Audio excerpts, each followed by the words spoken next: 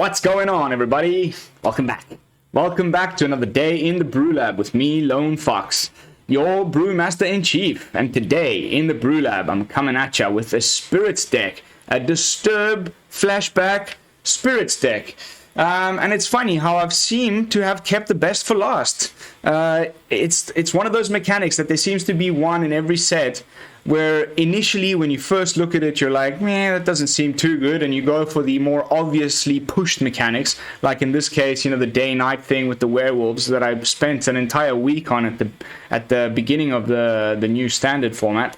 And I just let this mechanic sort of fall to the wayside. I didn't think it would be as good as it's turning out to be, but now, having run out of things to do more or less with the more obvious pushed mechanics, I am now going back and looking at the things that I missed from Midnight Hunt that deserve a deck and a video, and Disturbed and Spirits and a Flashback together is just it's been really good. This is what I came up with. I just threw it together this morning. I've played about 10-12 games with the deck, and I'm sitting on 65% win rate.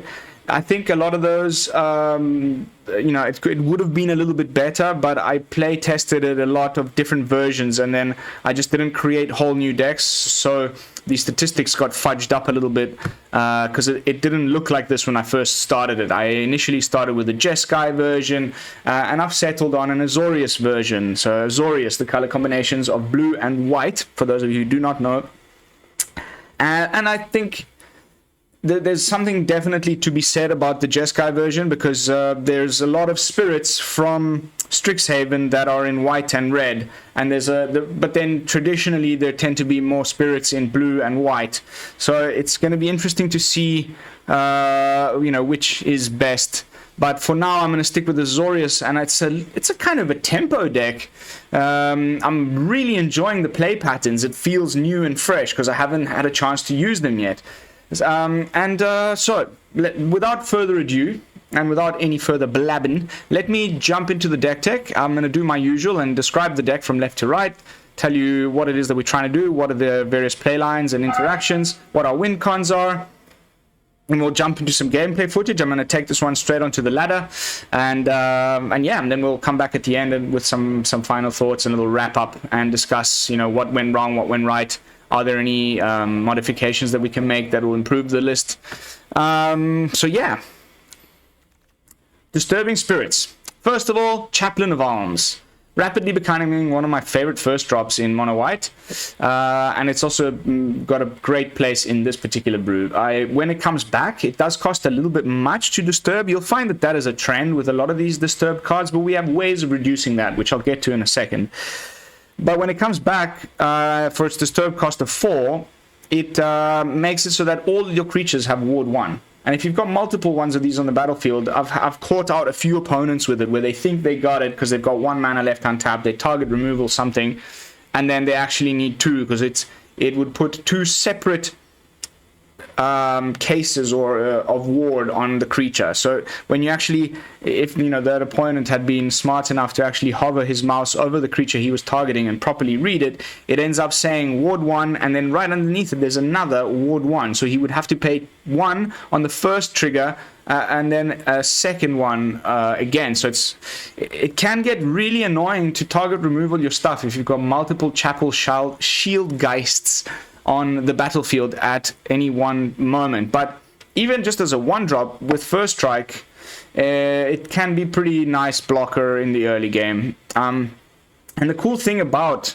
Disturbed is that you can willy-nilly block with stuff because it's always going to be coming back from the graveyard. And when it does come back, all disturbed creatures, Chaplain of Alms in this case on the front side is a human cleric, but when it comes back disturbed, transforms into a spirit cleric, and that is the same for all of the disturbed cards. They all come back as spirit something, which means that we can run some spirit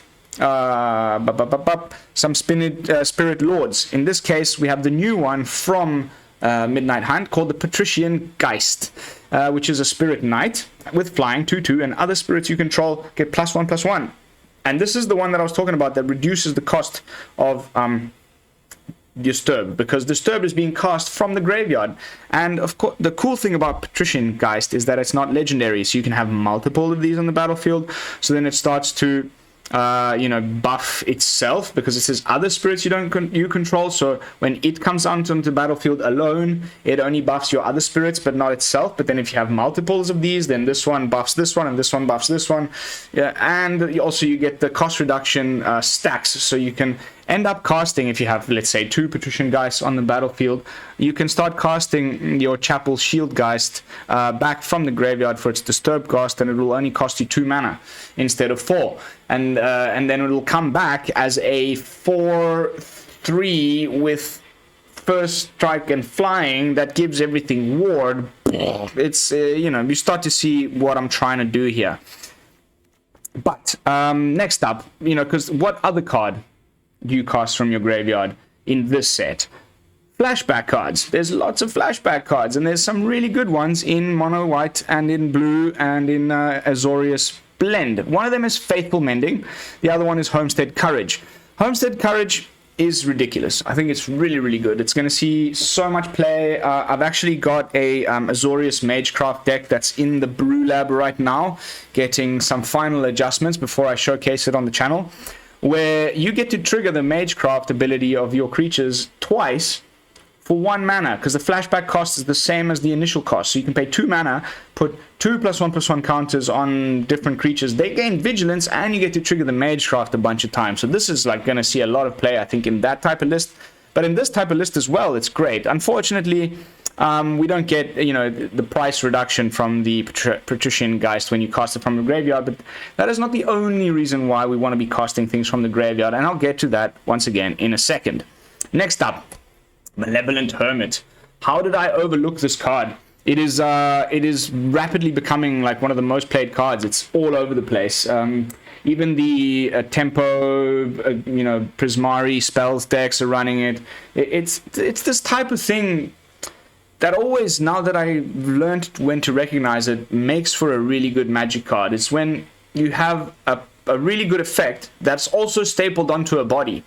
And in this case, it's 2 different bodies that do 2 different things. It starts to get, it's ridiculous, and that's why it's rare, and it deserves the rare. Not only do I really love the art on the thing, this malevolent little hermit guy, yeah. But you can play him on turn 2, and you can start attacking people with it, which is good enough as it is. But then, without needing to tap it, say on turn 3 your opponent casts a sweeper, you can pay 1 blue mana, sacrifice the Malevolent Hermit, and counter target non-creature spell unless its controller pays 3 mana.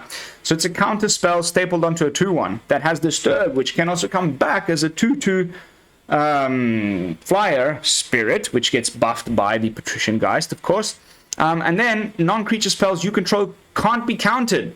So from that point onwards, if he's in play, your non-creature spells can't be countered, which is just insane. I have a feeling that there could be a really good deck with this guy and Lear.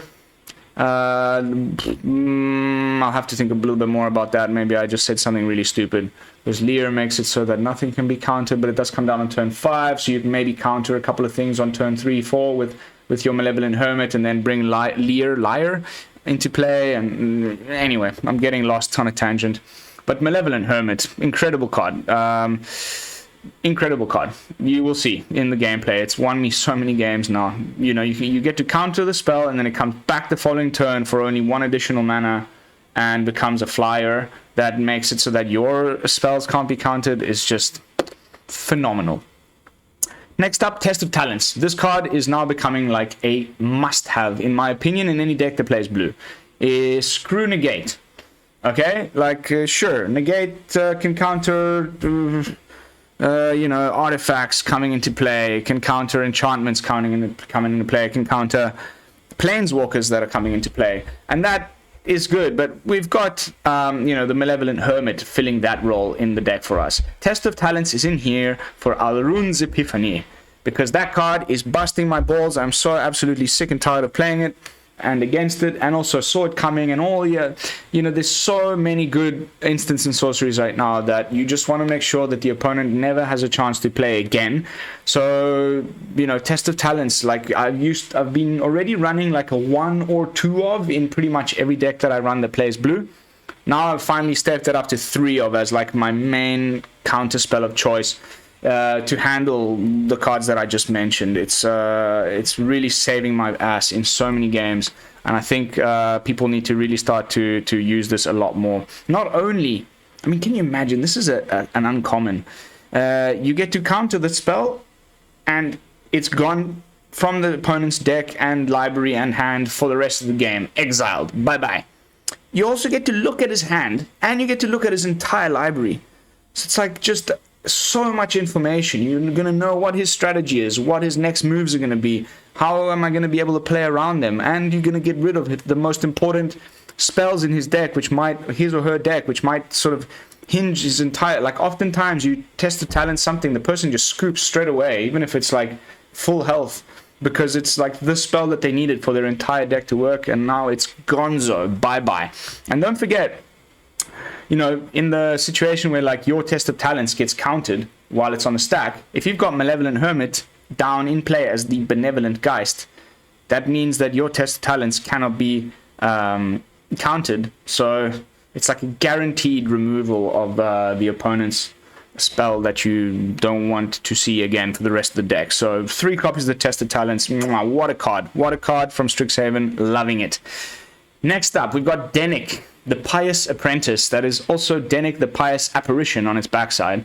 And this gives us a bit of card draw in the deck, and there's lots of card draw in the deck. So more on that in a moment. But it's a 2/3 lifelink for 2, which just as a baseline stat is phenomenal in my opinion. Okay, a little bit of life gain, the good blocker with a 3 toughness, doesn't die to absolutely everything on the format, and it makes it so that cards in your graveyards cannot be the target of spells or abilities. Because we're trying to load up our graveyard with Disturb cards to bring back, which will then trigger a bunch of different things in the deck, we don't want the opponent to have, there's so many cards right now. I can think of just one off the top of my head as the Grave Digger guy, the mono black werewolf guy, the new black manland, the Cave of the Eye Tyrant or whatever. So many cards that exile things from your graveyard. There's the 2-drop from the new white 2-drop. Some sun spell, sun gold, something like that. Coven. This guy, Sun Gold Sentinel, also exile stuff from your graveyard. So we don't want them exiling our flashback cards, our disturb cards, our important cards from the graveyard. So having Dennick in play prevents that from happening. And if they do get rid of Dennick, you can play it for its disturb cost. It comes back as a 3/2 Spirit Soldier, which synergizes with the Patrician Geist, but also he gains a new ability, which says that whenever 1 or more creature cards are put into graveyards from anywhere, so opponent's side of the field, your side of the field, you block an opponent's creature, it dies, this happens. If the opponent kills one of your creatures during his turn or the ability triggers, and the ability means that you get to investigate. Investigate. What does Investigate do? Investigate creates a clue token. A clue token is a little artifact token you can pay 2, sacrifice it, and draw a card. So much value off of a 2-drop is insane. It comes back as a flyer. It stops them interacting with your spells or abilities. It has lifelink, and you get to investigate for every time something ends up in a graveyard, a creature ends up in a graveyard. I think it's just an endless value machine. It is legendary, so I'm running a 3 of. It might even be able to go down to 2, and we can fit in something else. The same can be said of the Vega the Watcher, but more on that in a second. Probably in a version 2 or a version 3. I feel like this is I'm just scratching the tip. Like I just threw this deck together this morning very quickly with very little thought, but I think there's a lot more that can be done here, and I'm gonna be doing a version 2 and a version 3 of this deck for sure. So keep your eyes posted on the channel if you would like to see some of that content, and of course don't forget to like, comment, and subscribe. Next up, we have the Signpost uncommon for the set. You know, it's these two. There was, you know, Azorius rare, Azorius uncommon. And this one might even be better than the rare. Okay, the Devoted Grafkeeper. When it ETBs, you mill 2 cards. So what often happens is you mill one of your flashback cards or one of your disturb cards, which is kind of what you want to be doing. And of course, if Dennick is in play as the Pious Apparition, when you mill that thing into play, it ends up in the graveyard from anywhere, essentially the top of your library, so you get to investigate for free. And then whenever you do cast a spell from your graveyard, you get to tap target creature you don't control. So in a turn when your opponent thinks he's safe, he's got a bunch of blockers up, you can like cast the Homestead Courage, then recast it for its flashback from the graveyard, tap down one of your opponent's big blockers and swing in. So it's a kind of tempo-y play like that where we want to be... we don't have removal much other than Skyclave Apparition, which I'll get to in a moment, but we're trying to sort of play around the opponent, and it's a tempo deck. Make sure that his creatures are tapped down, his creatures are bounced back to his hand, his creatures are rendered somehow ineffective, or we're countering his spells before they can even hit, and get him down to 0 health before they can even really make a proper plan. And then, again, you can cast it for its disturb cost, which is 3, can be something as cheap as 2 if you've got the Patrician Geist in play, and it comes back as a 3/1 flyer, which can only block creatures with flying. So this one is the one that has the weakest ability when it comes back from the graveyard, but still a 3/1 flyer that becomes a 4/2 flyer when you have Patrician Geist in play is nothing to be scoffed at for 3 mana, considering you also already probably got some value from it as the Devoted Grafkeeper in the first place. Next up, Faithful Mending. Gain 2 life, draw 2 cards, discard 2 cards. Flashback 3. Life gain. Card filtering. Putting things with flashback or with disturb that you want to be in the graveyard from your hand. I think it's an obvious 4 in this particular list, and it also really synergizes well with Vega the Watcher, which again I'll get to in one moment. You probably already know this card anyway. Next up, Skyclave Apparition. The core cleric spirit, core spirit. You know, instead of playing Banishing Light, or you know what's it called now, Borrowed Time. In this deck, we're running the Skyclave Apparition for obvious reasons. It's a spirit. It gets buffed by the Patrician. That's about it. You know, you can get rid of opponents' things that have mana value 4 or less, which includes such annoying cards as Esika, the Chariot, Esika's Chariot, etc., etc. So, you know, Skyclave Apparition, an obvious 4 as actually our only real form of removal in the deck. So, play them sparingly when necessary and get rid of, you know, snipe and target the opponent's important things before they get to untap with them. Then we have the Patrician Geist, which is the new Spirit Lord. The cool thing with the Jeskai version is that we've got another Spirit Lord in the form of Hoffrey, the Dwarf Cleric, that also gives spirits +1/+1 and trample and haste or something like that, if I remember correctly. So, you know, with both of them on the field and you're playing in a spirit deck, things can get pretty wacky pretty quickly. So, again, keep your eyes on the channel. I'm going to be doing a Jeskai Spirits deck over the next couple of days, 100% guaranteed. And then we have Vega the Watcher, which is also a spirit, by the way. And whenever you cast a spell from anywhere other than your hand, draw a card. This is like when I love Wizards of the Coast. Everybody is just such a fan of complaining and complaining and complaining all the time. Oh, didn't they do any R&D on this? It's so busted. How could they have printed this card? Blah, blah, blah, blah, blah. Or like, why did they even print this nonsense? It looks like a crock of shit. Oftentimes, we don't have the long-scale vision that these guys have. They're often designing and playtesting and preparing sets 5 years in advance. So a card that might look completely useless when it first drops, suddenly 3-4 sets later, it's like, haha! Because initially, Vega the Watcher, you could only draw a card when you played a Foretell card. This was clearly designed. It came out at the same set with the foretell mechanic. So you would foretell something would be in this exile zone, and then you would cast it, and that would be essentially casting somewhere anywhere other than my hand, and that would let you draw a card. But now with Flashback as well as foretell, there's many ways, and Disturb, to cast things anywhere other than your hand. So you get to draw a card, and it's whenever. So you can draw multiple cards a turn out of the sky, and of course it's also can be a 3/3 flying, you know, creature. Unfortunately, it's legendary, so you can't have multiples of them on the battlefield, but which is why I might trim it down to 3 alongside I'll probably end up trimming this down to 3, and then I can fit in one more of something else at a later stage once I start to refine the build. But that's the list. All we're trying to do is slam down early creatures that have a value on the field straight away. If we run into sweepers, removal, and things like that, they come back as spirits. And then you hold your Patrician Geist, you play it at some point, buff all the spirits, they all have flying, you attack in, you kill. It's good, it's fun, I like it. The only adjustment I need to make to the deck is this, before I forget. Field of Ruin. Because what are you doing not playing Field of Ruin these days? There's so many creature lands we need to get rid of. Unfortunately, we are not running any creature lands of our own.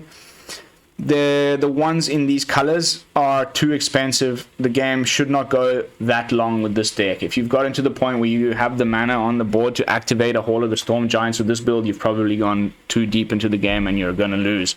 So we're not running any creature lands. We'll just make sure to have at least 2 Fields of Ruin to get rid of the opponent's creature lands, and hopefully they don't do us too much damage.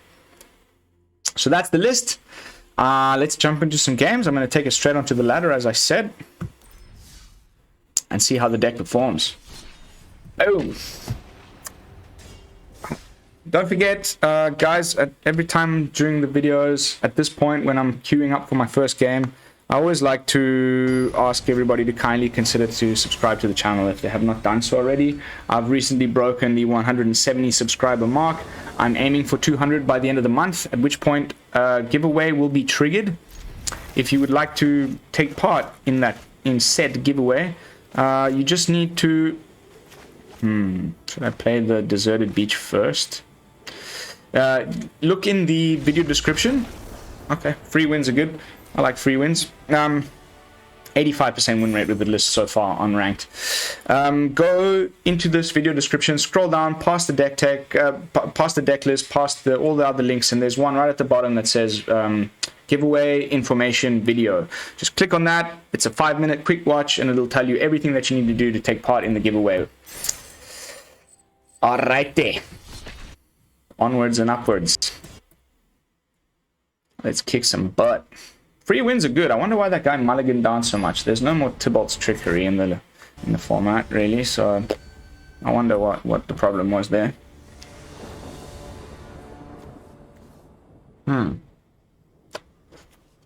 It's a lot of land, but we can filter it away with Faithful Mending and hopefully just top deck,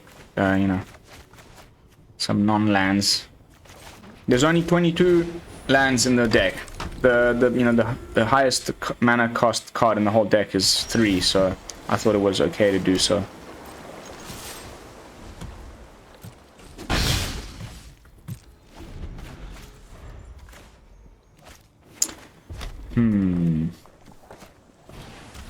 The Dean. Wow, okay. More land. Okay.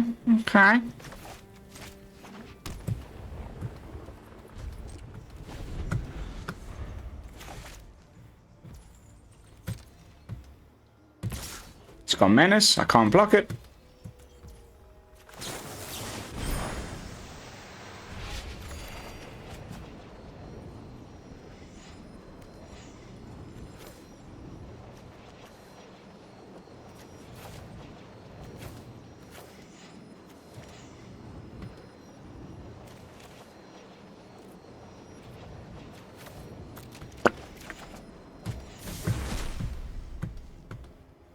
Yari.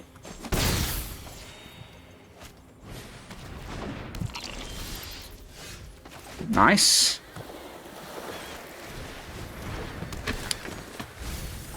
Woohoo!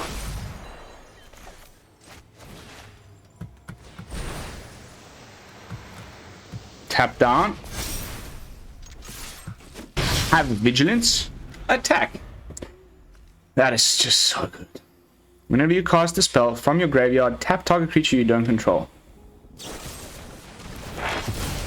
Okay, the opponent seems to be bricking.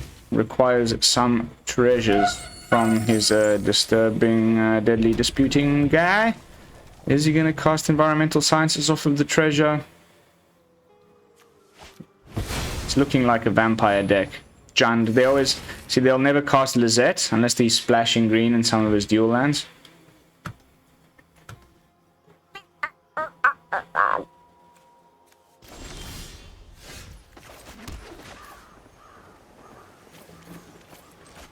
Yeah.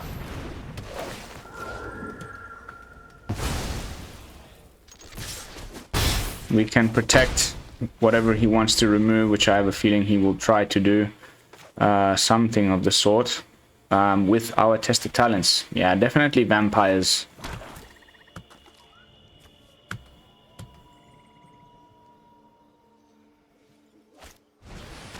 The Predator. Predator is problematic for sure. But we can tap it down. Unfortunately, it's going to be exiling things, but we've got nothing too important to worry about exiling.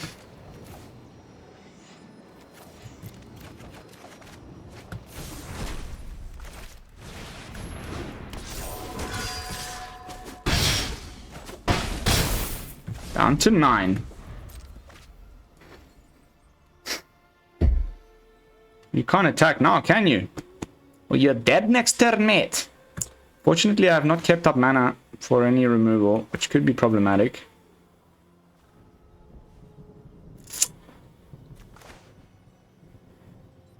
The art on this card is also so sweet. Florian. Probably not the best idea you've ever had. There goes my Chaplain, unfortunately. Oh, he's going to take out the Mending instead. Silly boy. Silly Billy.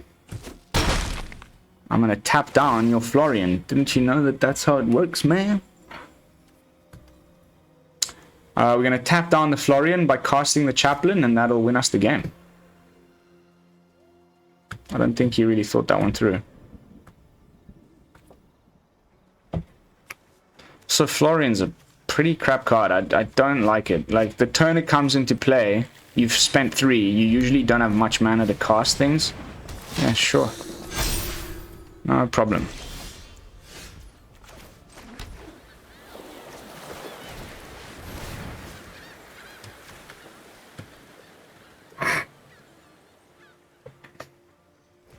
All of our guys get ward. And we swing.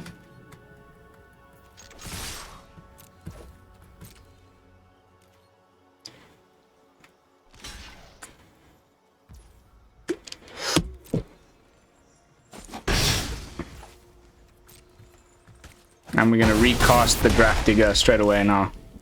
Boom, for 2 because of the Geist. And we still can keep up mana for tested talents. Great little tempo plays. So far, so very good.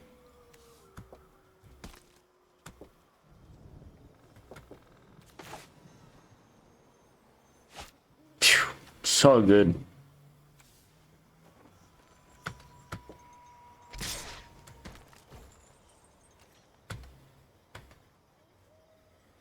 Should we block? Yeah, I think we can just block. I don't want him to get any damage in with this guy. Otherwise he gets to do things.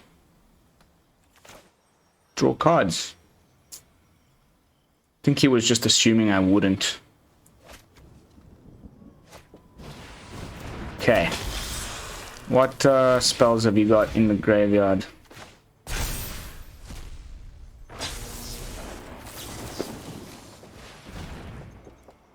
That's gonna be the game, buddy.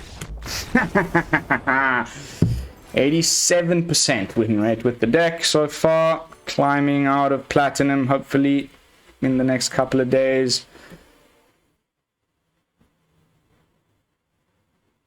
Sitting on half an hour, so we've still got time for plenty more games. I have a feeling I want to re-roll this thing. Black or green. I don't have anything in black or green that I'm really too excited to play over the next couple of days. Why am I still getting AFR boosters? Oh. Ooh. And one more booster, we get 2. I'm already well into saving mode. And I recommend you all start to do the same. We are something like 30-something days away from Crimson Vow dropping. And there's going to be some incredibly good vampires and more werewolves and planeswalkers and stuff coming out in that set that I would be saving wildcards for if I were you. Gustav. Mr. Gustav.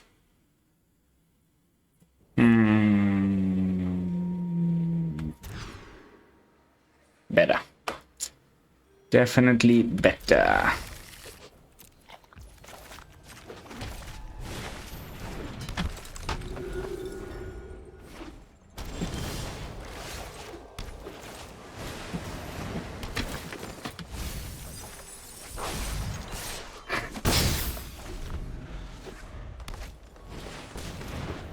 Innkeeper.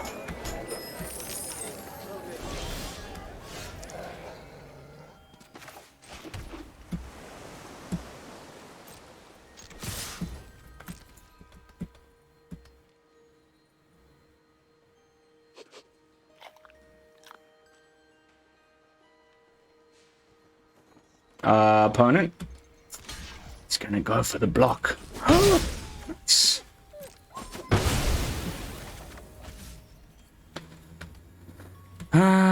Test the talents isn't that good against mono green. The only thing that I need to really worry about is probably a blizzard brawl. But I think I would rather want a Faithful Mending rather than recast the Grafkeeper. Okay.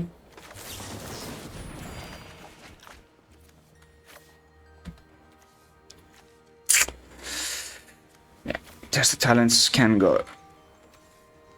Let's keep the Field of Ruin.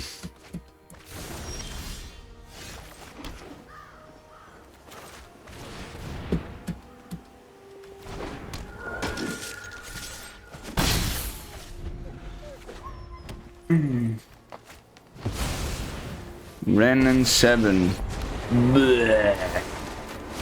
Those who hunt the forest destroy the gifts nature grows.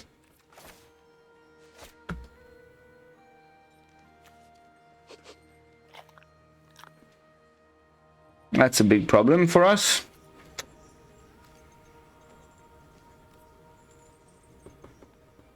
I would have loved to be able to counter that with our Malevolent Hermit. We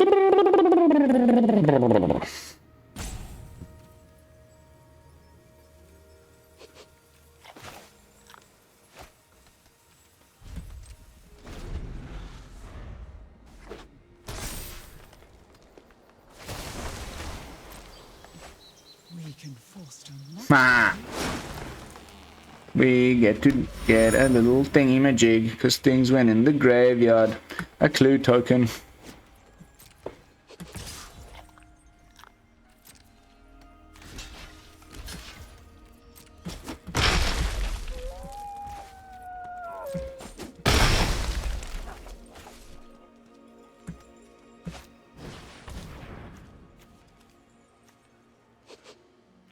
Okay, that sucks.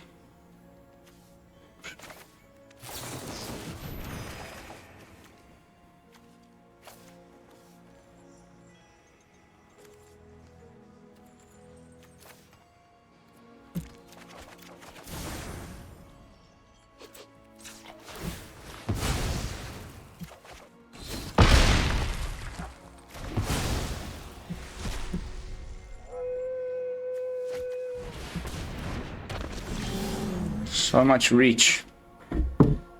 And not enough land. That's a problem, guys. That's a problem. It's not looking good.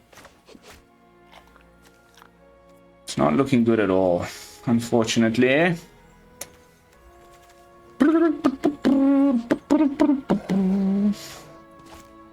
Oh.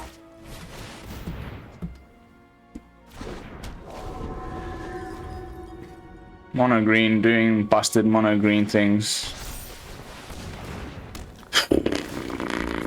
Whoopee!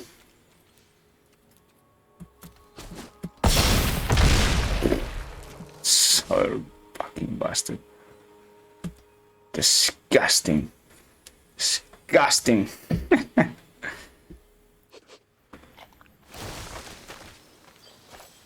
We will help you find safe.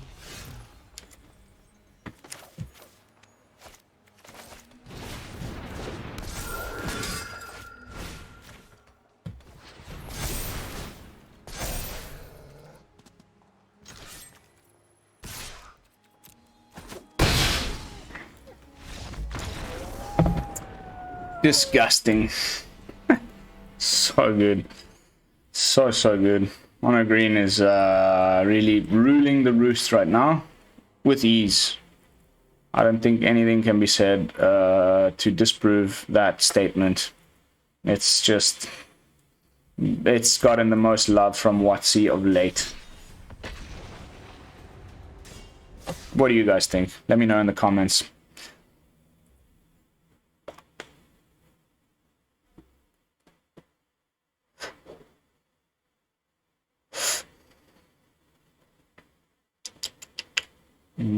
This juice is so good. Nom nom nom nom nom nom nom. That's a Maligando, if I ever did see one.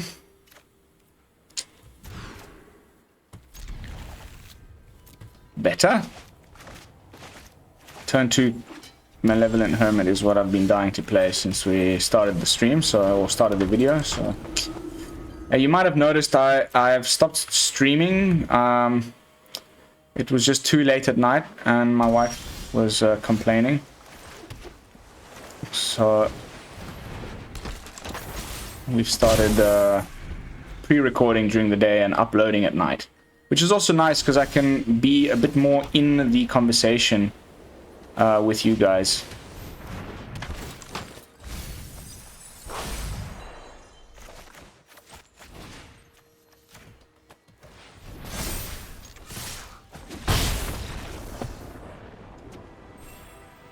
Okay.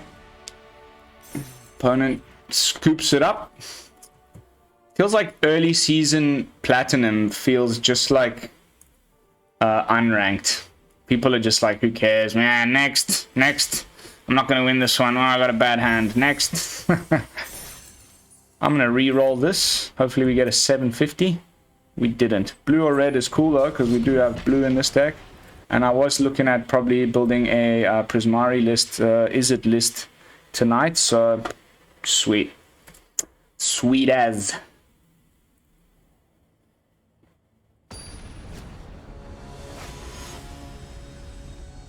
Mr. Wayway. Mrs. Wayway? Miss Wayway? Yeah, I'll keep that. Could have been worse, for sure. Nice. Land off the top. Loving these new lands. The more I play with them, oh god. Blech. Mono green again.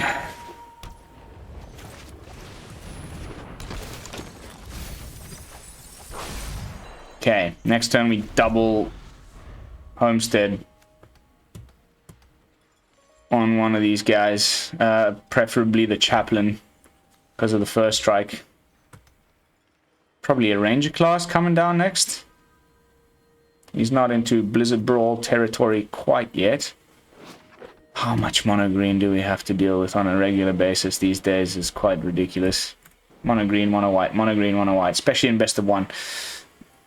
What do you guys think about best of 3 content? I do play best of 3 most of the time off camera. Ah, bugger.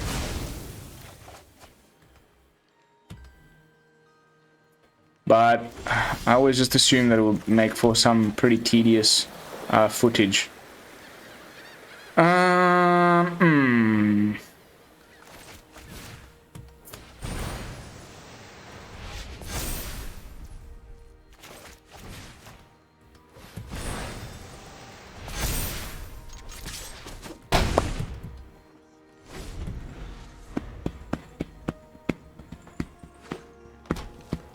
Another Blizzard Brawl?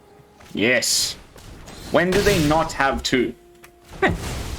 It's disgusting. Disgusting. So good. Alright, so a little bit of a wrench in our wheels there, but you know, what can you do? Let's do a double cast.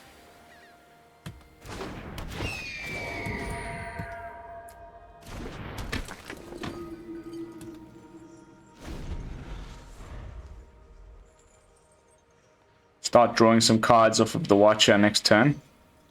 Probably play the backside of the Chaplain, the Chapel Shield Geist. Here we go. Here we go.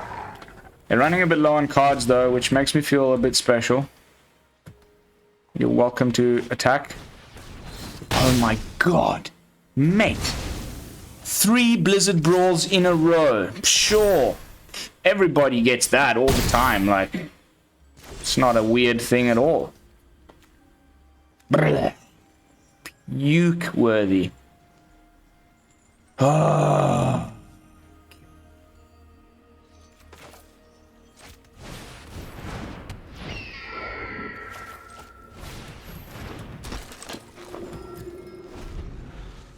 Three Blizzard Brawls in a row, man. It's probably the only removal he's running in the whole deck. And he got 3 of them.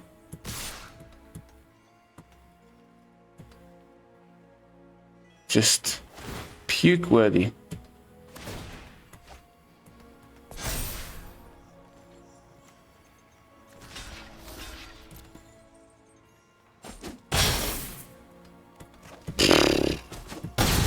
Such bad luck with those removals, man. So lucky, the dude.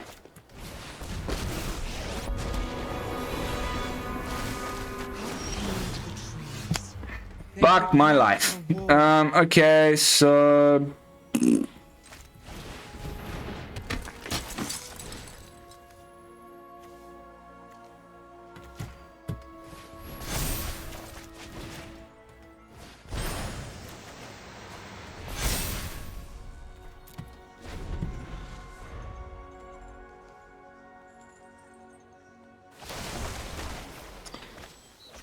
Bye-bye, Seeker's Chariot. He's probably got one in his hand, though. Problem is we're screwed. There's just nothing that we can do to beat this deck, man. It's, you know, unfortunate. It's gonna be tough for me to make a build of this Spirits thing that actually does well against Spirits. Against Mono Green. It's just... the power level is such that I honestly don't know what to do about it. This is game over already. A little bit of life gain would have been nice, but this is game over.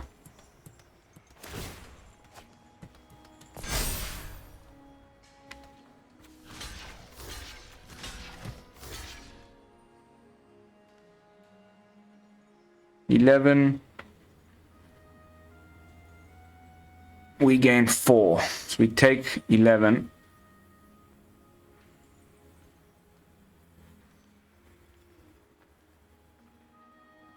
Bringing us down to yeah, and we'll be left on 1.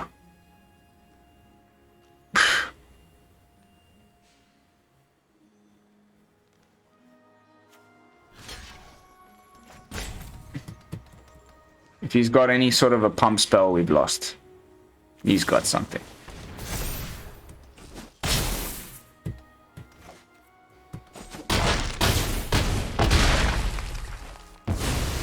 Ah, yeah.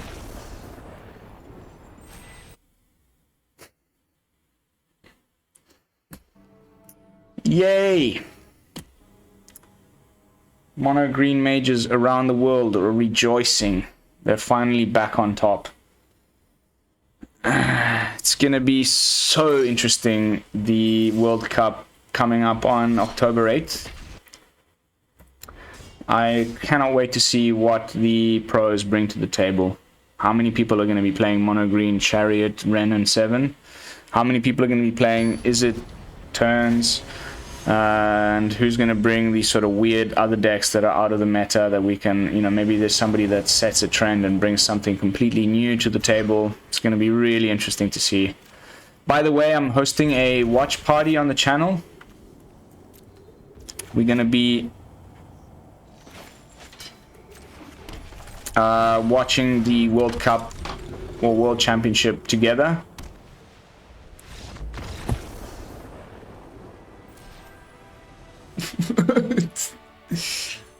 How can you possibly already tell that you're gonna lose the game? Is the Hermit that scary? That everybody just sees an Azorius land and something with Disturb and they just quit? Sure, dude, like, I'll take that win, but you could have played that one out a little bit.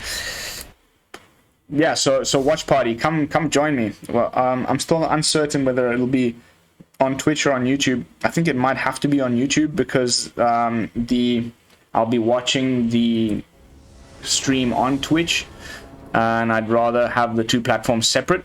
But you know, get some beers, watch some Magic with my viewers, and we can discuss, talk, enjoy. I think it'll be a great couple of days. My wife's also leaving me. She's taking my son and going on a little adventure, so I'll be home alone. Okay, it's werewolves.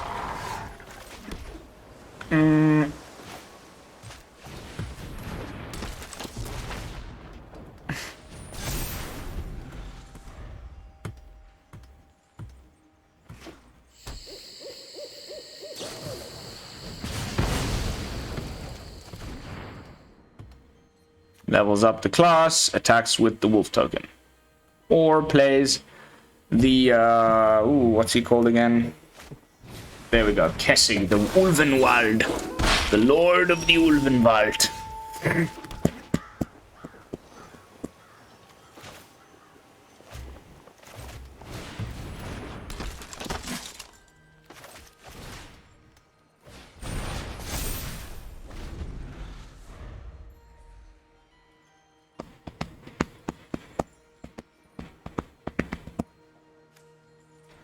Unfortunately, things in his graveyard cannot be interacted with either. That's the little symbol for that.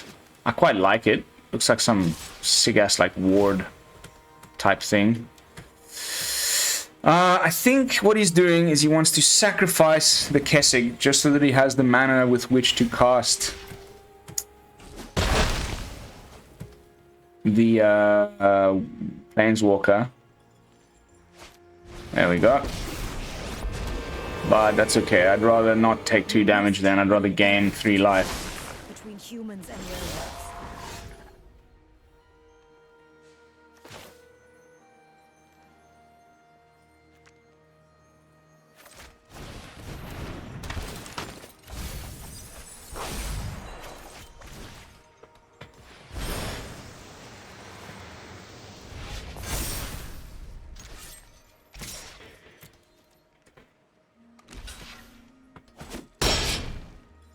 Gain 4. Not too bad. Forcing the opponent to chump block to save his island.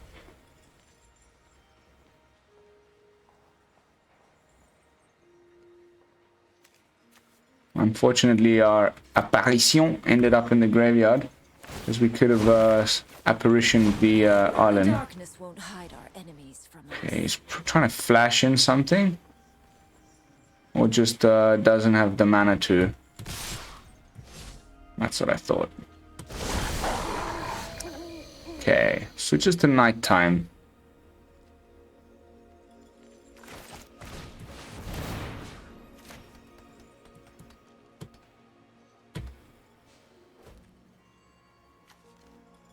Bet you didn't plan for that to happen, mate.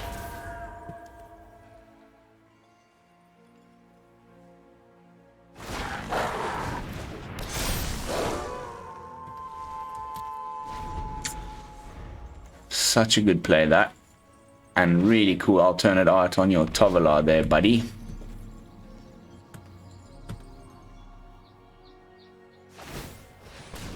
Nice. See, people that stuck with the werewolves have been rewarded. I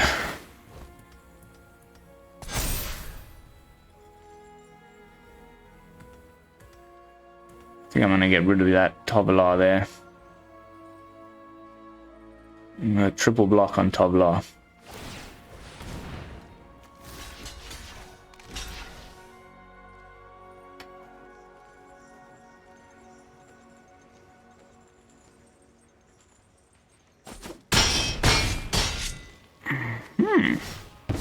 Bye-bye.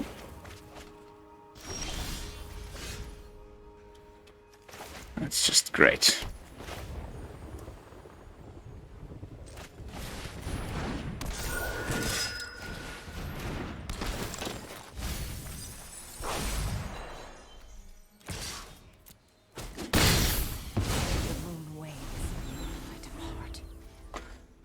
Tovolar and Arlinn gone. Some flyers in the air. 2 more Geists to drop. We can do... Oh, if we top deck 1 more land, we can play both of these, which would be just ideal. 1 Stormseeker.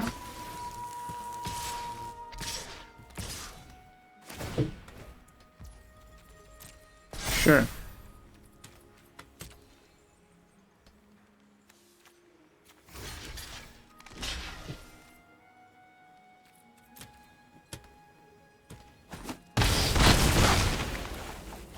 Keep up these aggressive. Let's go for a second Geist, which reduces the cost. Bring in the Pious Apparition. Looking good. Looking really good. I feel like I'm navigating this one really well. The cost reduction from the Geists.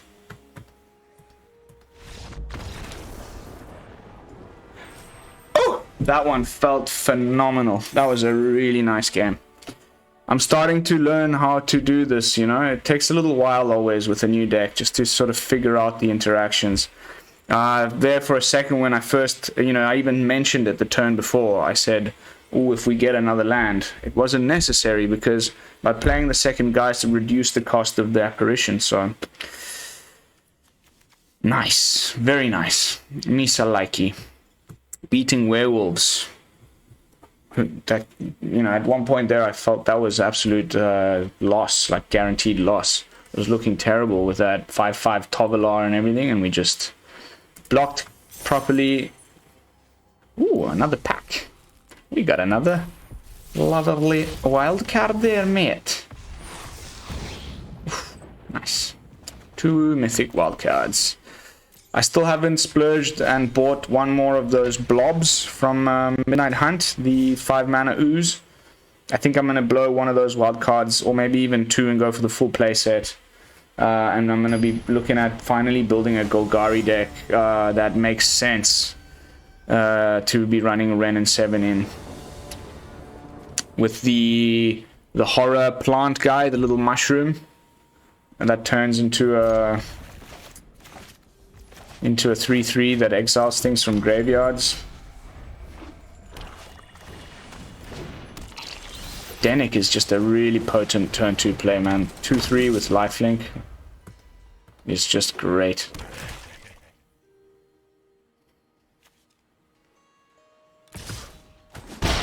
Sure.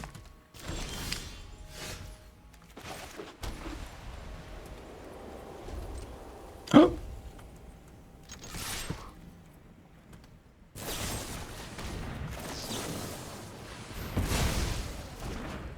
What have you got in your hand? Professor. Okay. Black Snow. What's his library looking like? Blood on the Snow. Lolth. Usual suspects. Sedgemoor. Okay, so we know what the opponent's up to. He's even got 1 Meathook Massacre in there. 2 Meathook Massacres. Okay.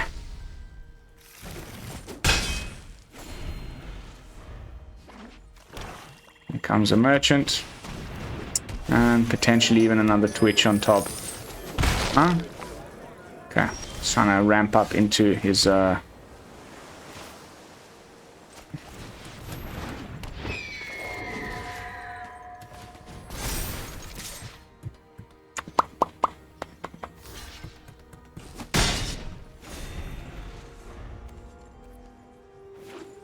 He's one away from casting the Professor, which is not cool. So let's make sure that that does not happen. I'm not entirely sure how we'll do that, but we'll approach that bridge when we get to it. Non-creature spell. That's a one way of doing it.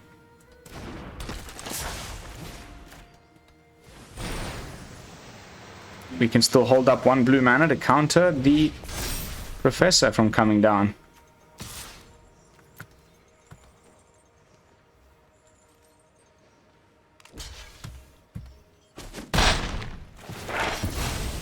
Get rid of this little bat. Who ever thought that this thing would be so played when it first came out? A 1/1 bat. It's just a floating eyeball. Occlumancer's C, the ideal position. Potion.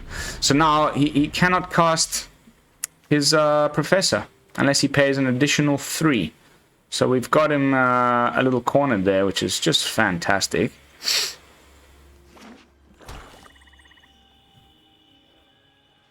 I wonder if he's played against the Hermit yet.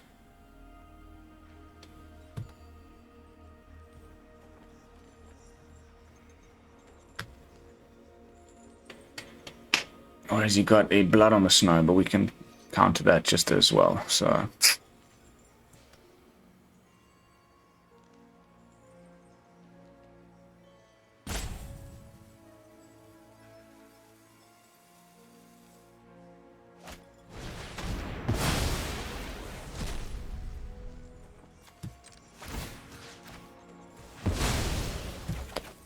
No point in just letting it get exiled. He won't pay the 3, but then at least we can recast the Hermit. Unfortunately, that leaves us with nothing to get rid of the other little lady over there, but what can you do?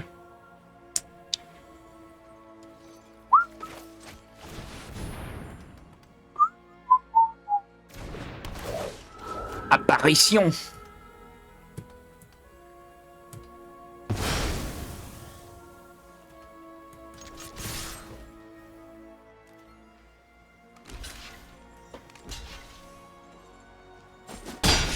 La apparition de la Skyclave. What are you learning? Nasty. This one might have gone a little too long. We could still find a way to work around this, but we're a little bit low on mana. I might just trim one of those. Ooh, okay, cool. Wasn't expecting you to play that. Which is absolutely fine, actually.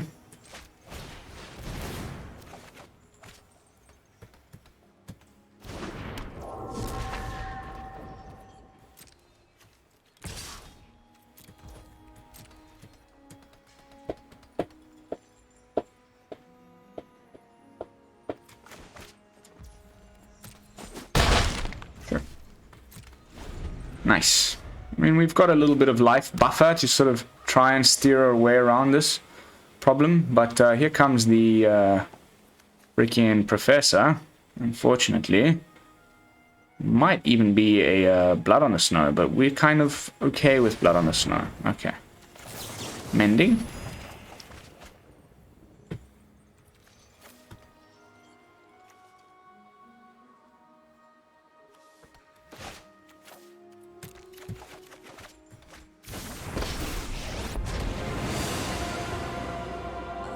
-3 or +1? Sorry. Yeah, so let's get rid of the Vega. Sorry, you don't make great. Nice.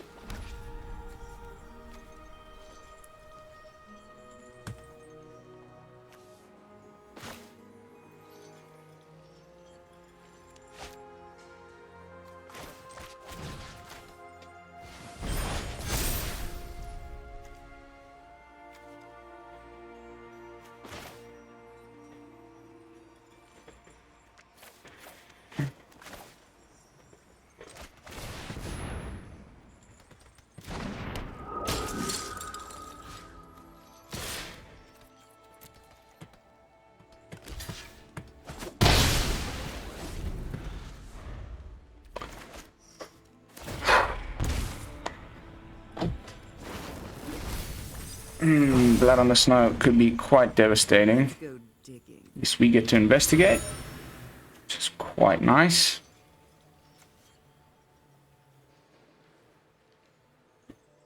And I want to get rid of that Ive Tyrant before it's too late. Okay, so let's block. He's got Blood on the Snow for sure. This is a Blood on the Snow attack.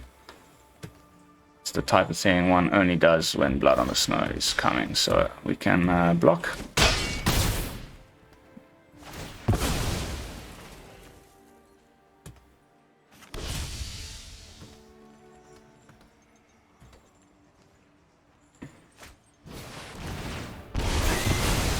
Like clockwork.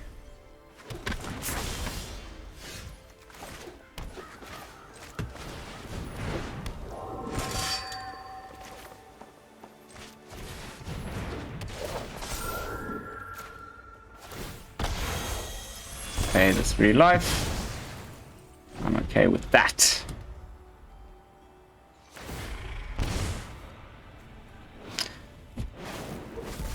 Fucking hate this card so much. Come on, there's gotta be something useful. It's too easy for them to get there, you know? You reek with I will cull the weak.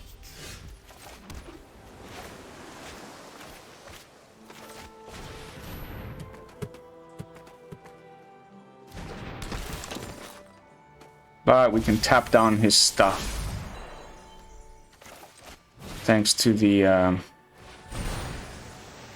Devoted Grafkeeper.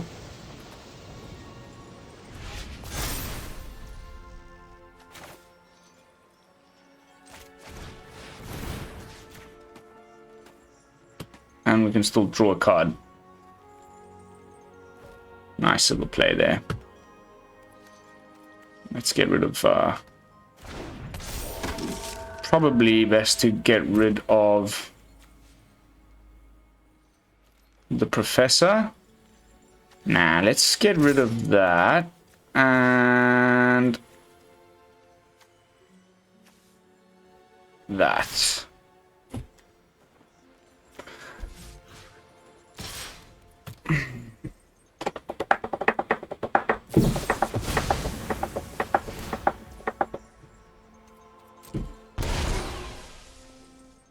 Highest mana.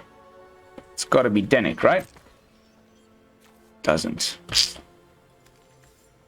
Because the Disturbed isn't the mana value. Oh, that's annoying.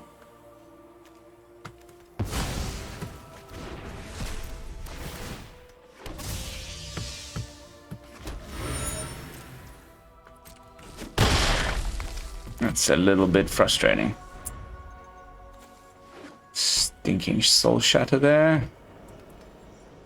He's got 2 ways of drawing cards now.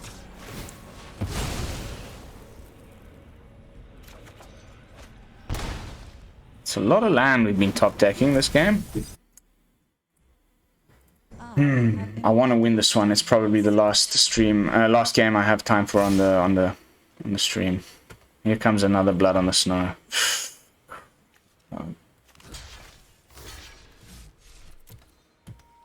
For sure, it's another Blood on the Snow.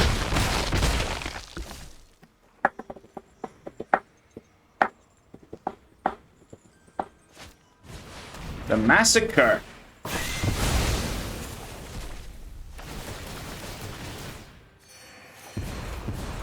My wizards supply powers for annihilation. We will slay our enemies.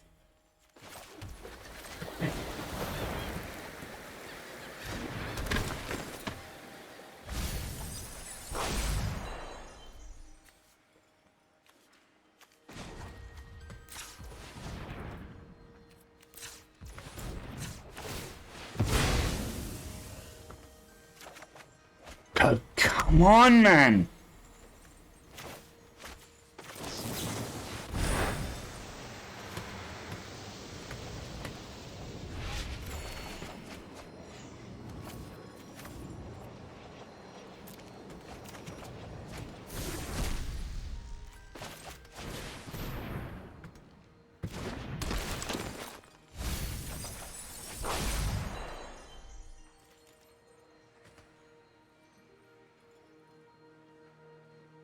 You can't Field of Ruin a Field of Ruin, can you? I thought it was only basics.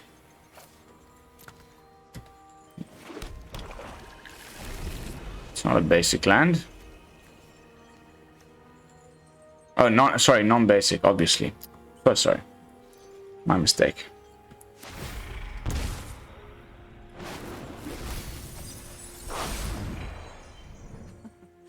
I never thought I'd miss the library. Go, my children.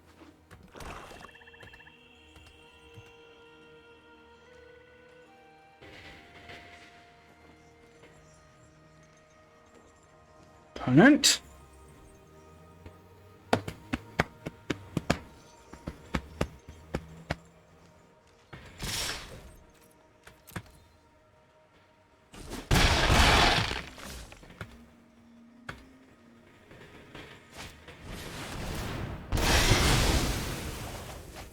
Oh dear God, what have I done to deserve 3 blood on the snows in a fucking row? It's part of my French. I'm so over that card, man. Fuck, you know. Another 3 spiders. This mono black is also just good right now.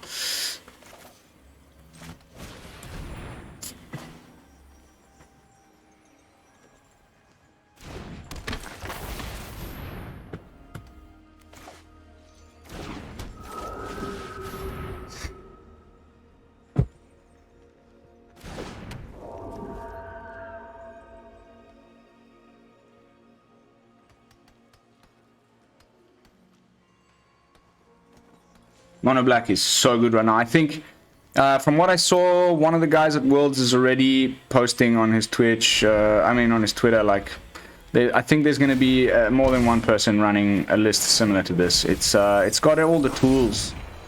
It was a little bit struggling mono black for a while, but right now it's just like some of the best cards in standard. Like, it's not as good as mono green, but it's up there.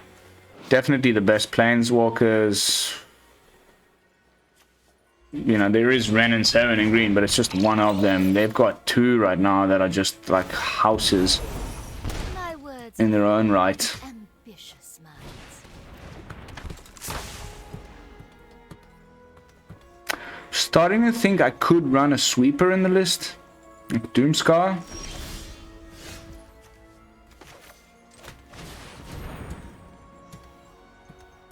Where were you? Where were you when I needed you? You're supposed to counter blood on the snow. That's why I'm running 3 in the deck.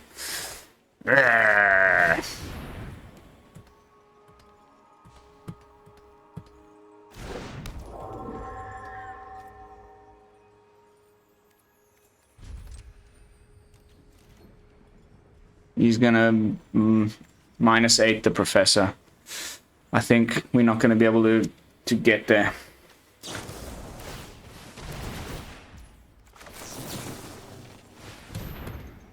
Might as well see what is in his hand. Another Spider Queen.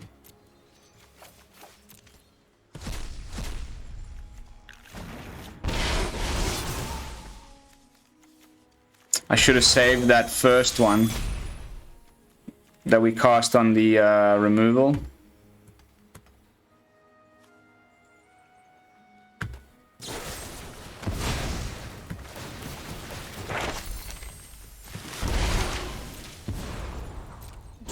I demand.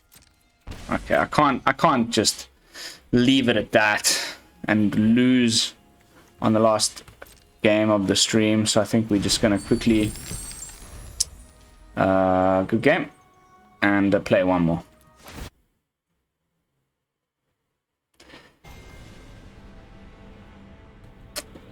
So close to tier 3. Almost there. By the way, thanks everyone who sent in feedback regarding the new mic settings. So far, generally positive. I listened to my own replay, of course, and it does sound a lot crisper. Some people mentioned it was a little bit more sterile, a little too sterile for their liking, but that it was a personal thing and nothing really to do with the actual quality of the audio.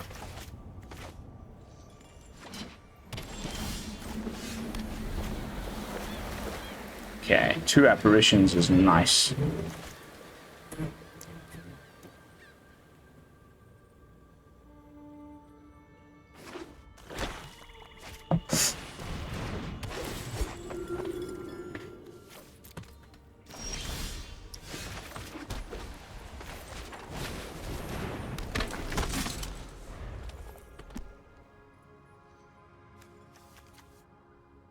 Dimir hand hate. Dimir dragon turtle.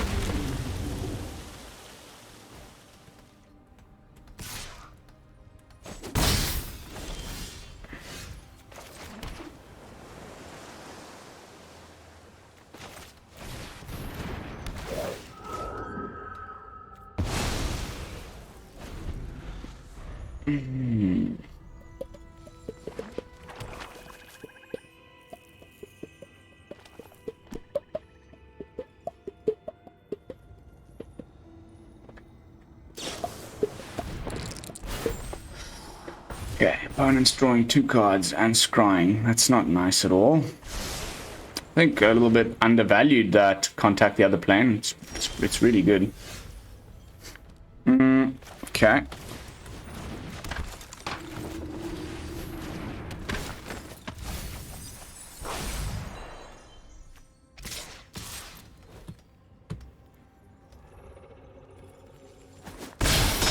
Takes it like a man.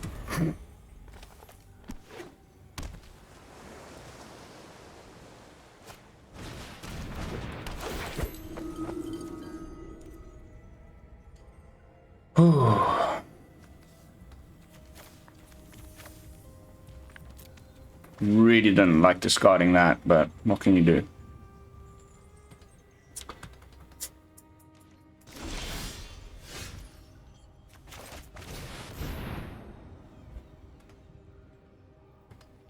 Counterspell? Oh god. That's horrible.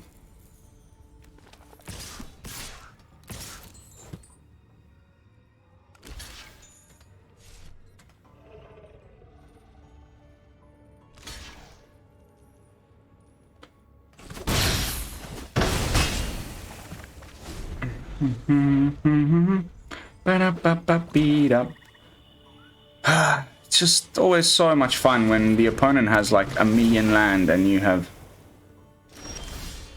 Whoops. Is that some kind of a misplay there, buddy? I think we go for the...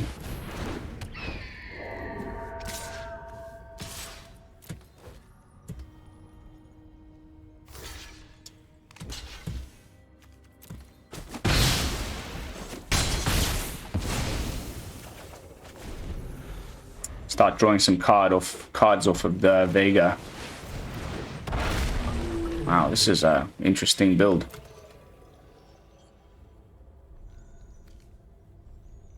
-3 -0, -2 -0, and -1 -0. So like pretty much everybody gets screwed over. And I can't even get rid of it with an apparition. That's a pity.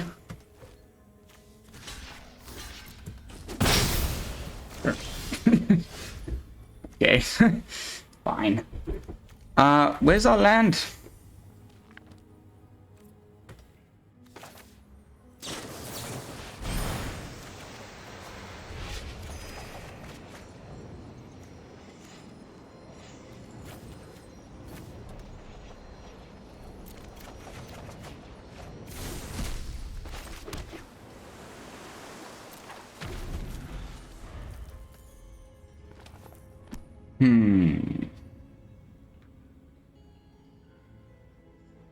I feel like we can win this one.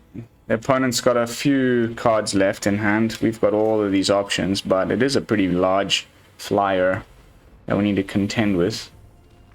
At least we've effectively sort of prevented him from attacking.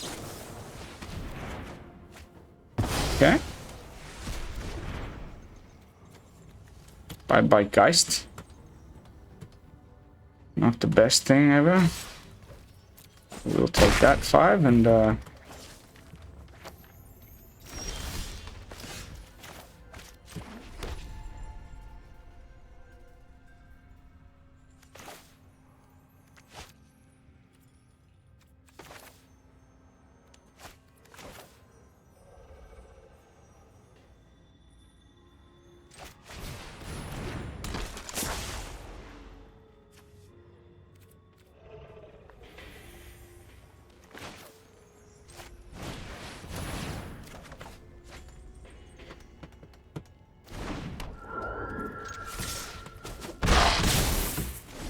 down to 7.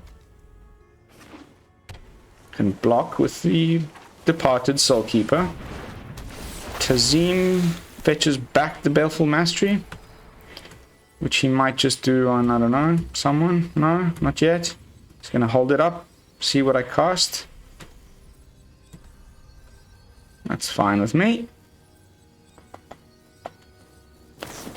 Okay, he's letting me draw a card, which is probably a very bad idea.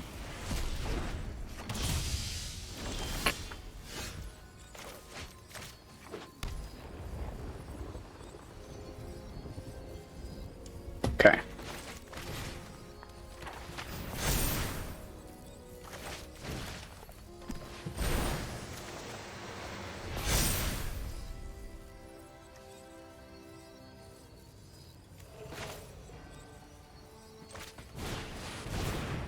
Give everybody ward.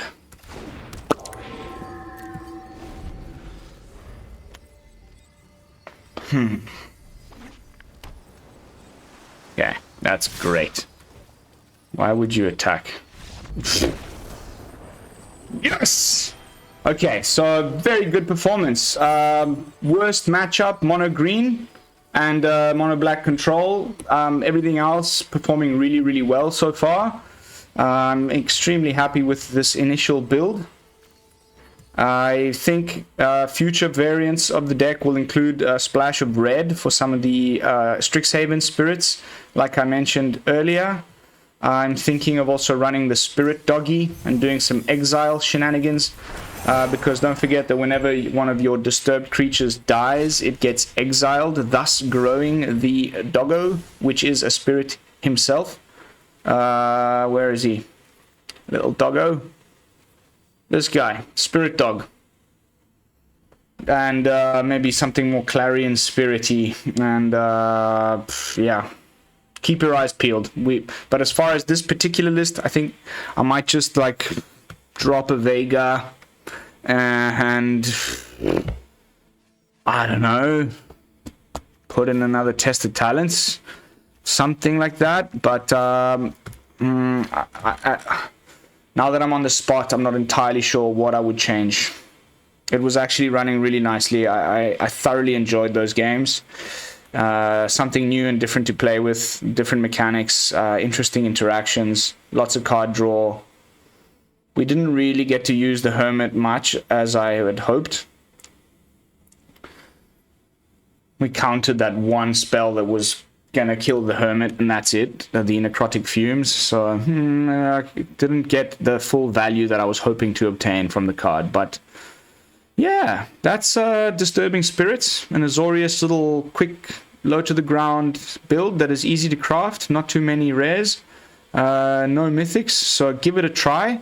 Let me know how it goes. I would love to hear your feedback in the comments down below. But that's going to be it from me. Thanks so much for watching. Don't forget to like, comment, subscribe, and hit the bell notification button if you would like to be notified of future daily uploads. And this is Lone Fox from the This is Lone Fox from the BrewLab signing out. Peace, y'all.